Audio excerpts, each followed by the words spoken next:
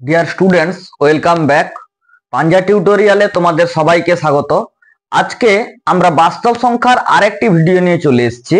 আমরা বাস্তব সংখ্যার আগের ভিডিওতে আলোচনা করেছিলাম স্বাভাবিক সংখ্যা সম্পর্কে, অর্থাৎ স্বাভাবিক সংখ্যা কাকে বলে, তার কয়েকটি উদাহরণ, এইগুলো নিয়ে আমরা আলোচনা করেছিলাম।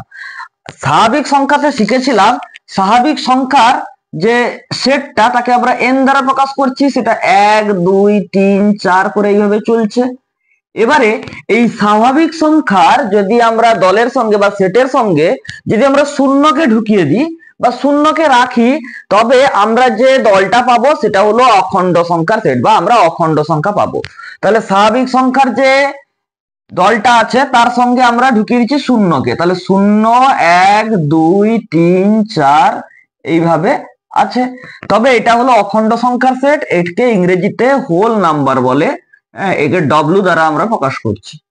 স্বাভাবিক সংখ্যার মতোই অখণ্ড সংখ্যার ক্ষেত্রেও যোগ বিয়োগ গুণ ভাগ একই হবে, অর্থাৎ যেরকম দুটি স্বাভাবিক সংখ্যার যোগফল সর্বদা স্বাভাবিক সংখ্যা হয়েছিল, এখানেও ঠিক তেমনি যে কোনো দুটি অখণ্ড সংখ্যার যোগফল সর্বদাই অখণ্ড সংখ্যা হবে। কিন্তু যে কোনো দুটি অখণ্ড সংখ্যার বিয়োগফল সর্বদা অখণ্ড সংখ্যা হবে না। যেমন আমরা স্বাভাবিক সংখ্যার উদাহরণ তুলে নিয়েছিলাম, সেরকম অখণ্ড সংখ্যার সেটেও দুটো উদাহরণ তুলে নেব। ধরো দুটো উদাহরণ আমি তুলে নিলাম 2 আর 4। তাহলে 2 আর 4 দুটো অখণ্ড সংখ্যা। এই 2 আর 4 অখণ্ড সংখ্যার মধ্যে 4 থেকে যদি আমরা 2 বাদ দিই তবে 2, এটা একটা অখণ্ড সংখ্যা হবে। কিন্তু যদি আমরা 2 থেকে 4 বাদ দিই তবে হবে -2, যেটা অখণ্ড সংখ্যা হচ্ছে না। অর্থাৎ দুটি অখণ্ড সংখ্যার বিয়োগফল সর্বদা অখণ্ড সংখ্যা হবে না। আবার গুণের ক্ষেত্রে হবে কি না, যে কোনো দুটো অখণ্ড সংখ্যা তুলে নিয়ে তার যদি আমরা গুণ করি তবে সেটি সর্বদাই অখণ্ড সংখ্যা হবে। কিন্তু যে কোনো দুটি অখণ্ড সংখ্যার ভাগফল অখণ্ড সংখ্যা হবে না, সর্বদা অখণ্ড সংখ্যা হবে না। কখনো কখনো অখণ্ড সংখ্যা হতে পারে, কখনো বা অখণ্ড সংখ্যা নাও হতে পারে।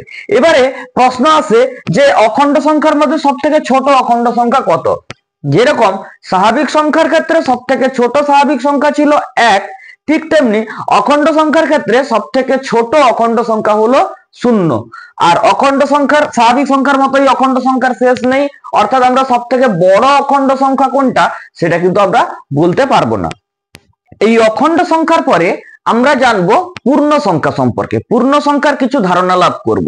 পূর্ণ সংখ্যা বা ইন্টিজার কাকে বলে না, পূর্ণ সংখ্যা বা ইন্টিজার তাকে আমরা আই দ্বারাও প্রকাশ করতে পারি বা জেড দ্বারাও প্রকাশ করতে পারি। এই পূর্ণ সংখ্যার সেটটা বা দলটা হচ্ছে কি রকম না, এই স্বাভাবিক সংখ্যা থাকবে যেরকম 1 2 3 4 5 এইভাবে স্বাভাবিক সংখ্যা আছে।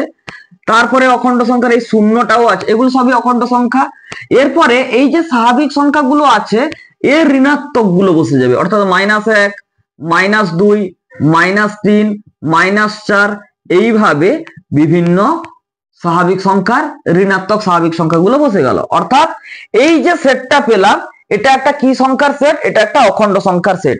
আমরা ছোট ক্লাসে সংখ্যা রেখা পড়ে এসেছি, ওই সংখ্যা রেখায় এইভাবে সংখ্যাগুলো আমরা বসাতাম, এগুলো সবই হলো পূর্ণ সংখ্যা।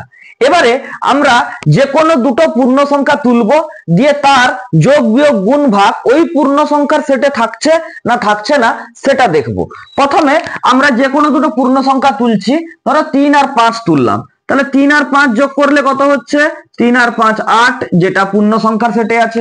ধরো আরেকটা তুললাম -3 আর ধরো 4 তুললাম, তাহলে -3 + 4 করলে হচ্ছে 1 + 1, যেটি পূর্ণ সংখ্যার সেটে আছে। এবারে ধরো দুটোই মাইনাস তুললাম, -4 + -2, এটা করলে হবে -6, যেটাও পূর্ণ সংখ্যার সেটে আছে। তাহলে আমরা বলবো পূর্ণ সংখ্যার যোগফল সর্বদাই কি সংখ্যা? পূর্ণ সংখ্যা হচ্ছিল।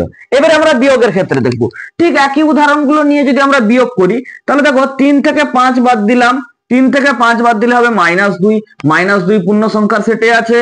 আচ্ছা, এরপরে আমরা -3 থেকে যদি আমরা 4 বাদ দিই তাহলে -3 -4 হয়ে গেল -7, যেটি পূর্ণ সংখ্যার সেটে রয়েছে। এরপরে আমরা -4 আর -2 কে যদি বাদ দিই তবে এটাকে যদি একটু ক্যালকুলেশন করি তাহলে মাইনাসে প্লাস, অর্থাৎ -4 + 2 মানে হবে -2, -2ও পূর্ণ সংখ্যার সেটে আছে। এইরকম আমরা যে কোনো দুটি পূর্ণ সংখ্যার যদি বিয়োগ করি তাহলে সেটি সর্বদাই কি সংখ্যা হবে? পূর্ণ সংখ্যার হবে। একটু খেয়াল করলে লক্ষ্য করবে এই স্বাভাবিক সংখ্যা আর অখণ্ড সংখ্যার মধ্যে বিয়োগফল কিন্তু সর্বদা স্বাভাবিক সংখ্যা বা অখণ্ড সংখ্যা হচ্ছিল না। কিন্তু পূর্ণ সংখ্যার দলটি বা সেটটি হলো এমন একটি সেট যেখানে দুটি পূর্ণ সংখ্যার বিয়োগফল সর্বদাই কি সংখ্যা হবে? সর্বদাই পূর্ণ সংখ্যা হবে। এটা কিন্তু মনে রাখতে হবে। তাহলে আমরা বলতে পারবো যে কোনো দুটি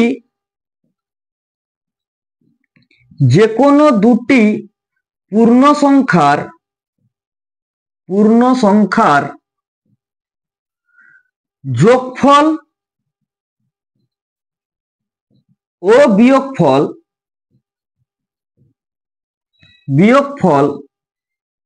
যোগফল বিয়োগফল এবং গুণফলও হবে, ও গুণফল সর্বদা পূর্ণ সংখ্যা হবে।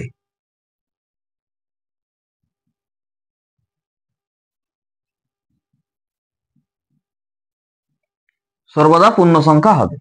এবারে আমরা যে কোনো দুটি পূর্ণ সংখ্যার ভাগফলে চলে আসবো। যে কোনো দুটো পূর্ণ সংখ্যা, ধরো আমরা যে কোনো দুটো পূর্ণ সংখ্যা নিয়ে নিচ্ছি 4 আর 2, দুটো পূর্ণ সংখ্যা ভাগ করলাম হলো 2, এটি একটি পূর্ণ সংখ্যা। আরো দুটো পূর্ণ সংখ্যা নিচ্ছি, ধরো 4 ভাজিতক -2, 4 আর -2 দুটো পূর্ণ সংখ্যা, একে ভাগ করলে হবে কত? -2, এটাও একটা পূর্ণ সংখ্যা। কিন্তু যদি আমরা 2 কে 4 দ্বারা ভাগ করি, 2 ভাজিতক 4, তাহলে 2 কে 4 দ্বারা ভাগ করলে হবে 1/2, এটা কিন্তু পূর্ণ সংখ্যা নয়। তাহলে স্বাভাবিক সংখ্যা এবং অখণ্ড সংখ্যার মতোই পূর্ণ সংখ্যার ভাগফলও কিন্তু সর্বদা পূর্ণ সংখ্যা হলো না। কখনো কখনো পূর্ণ সংখ্যা হলো, কখনো বা পূর্ণ সংখ্যা হলো না। এবারে আমরা পূর্ণ সংখ্যার সেটের মধ্যে সবথেকে বড় পূর্ণ সংখ্যা এবং সবথেকে ছোট পূর্ণ সংখ্যা কোনটা সেটা জানার চেষ্টা করছি। তাহলে পূর্ণ সংখ্যার সেটটি কিরকম? না, পূর্ণ সংখ্যার সেটটি এইভাবে আছে, যেটা হচ্ছে কি এখানে 0 আছে, 1 2 3 4 এইভাবে ডট ডট করে আছে, আর এদিকে আছে -1 -2 -3 -4 ডট ডট করে এদিকেও আছে, মানে অসংখ্য রয়েছে। তার মানে দেখো 1 এর থেকে 2 বড়, 2 এর থেকে 3 বড়, 3 এর থেকে 4 বড়, এইরকম ভাবে বড় যদি আমি খুঁজতে চাই তাহলে এদিকে অসীম পর্যন্ত চলে যাচ্ছে। অর্থাৎ পূর্ণ সংখ্যার কিন্তু সব থেকে বড় পূর্ণ সংখ্যা কোনটা এটা আমরা পেলাম না। ঠিক একই রকম যদি আমরা ছোটর দিকে যাই, দেখছি -1 এর থেকে -2 ছোট, -2 এর থেকে -3 ছোট, -3 এর থেকে -4 ছোট, তাহলে এদিকে সব থেকে ছোট সংখ্যাগুলো রয়েছে, অর্থাৎ এটা অসীম পর্যন্ত চলে যাচ্ছে। তাহলে পূর্ণ সংখ্যা সব থেকে বড় পূর্ণ সংখ্যা আর সব থেকে ছোট পূর্ণ সংখ্যা কোনটা সেটা কিন্তু নির্দিষ্ট করে বলতে পারবো না। আমরা স্বাভাবিক সংখ্যা আর অখণ্ড সংখ্যার ক্ষেত্রে সব থেকে ছোট স্বাভাবিক সংখ্যা আর সব থেকে ছোট অখণ্ড সংখ্যা কোনটা সেটা কিন্তু বলতে পারছিলাম, কিন্তু পূর্ণ সংখ্যার ক্ষেত্রে আমরা সব থেকে বড় পূর্ণ সংখ্যা, সব থেকে ছোট পূর্ণ সংখ্যা কোনটা সেটা কিন্তু বলতে পারলাম না। এবারে এই যে পূর্ণ সংখ্যার দলটা রয়েছে, এই দলটাকে আমরা আবার বিভিন্ন রকমের নাম দিয়ে থাকি। যেরকম এই 1 থেকে এদিকে যে সেটটা বা দলটা, এটাকে আমরা তো স্বাভাবিক সংখ্যা বলেই থাকি। স্বাভাবিক সংখ্যা ছাড়াও একে বলা হয়, স্বাভাবিক সংখ্যা বাদেও একে বলা হয় কি? ধনাত্মক পূর্ণ সংখ্যা। ধনাত্মক পূর্ণ সংখ্যা। ঠিক একই রকম এই -1 থেকে এদিকে এটাকে বলা হয় কি? ঋণাত্মক পূর্ণ সংখ্যা। ঋণাত্মক পূর্ণ সংখ্যা। তাহলে এই শূন্য সংখ্যাটা কি? না, শূন্য একটা পূর্ণ সংখ্যা, কিন্তু সেটি ধনাত্মকও নয় ঋণাত্মকই নয়। তাহলে ধনাত্মক ঋণাত্মক কোনোটাই নয়, ধনাত্মকও নয় বা ঋণাত্মকও নয়।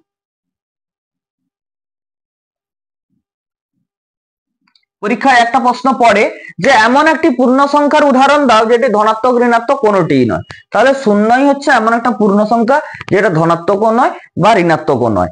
ধনাত্মক পূর্ণ সংখ্যাগুলোকে কি সংখ্যা বলা হয়?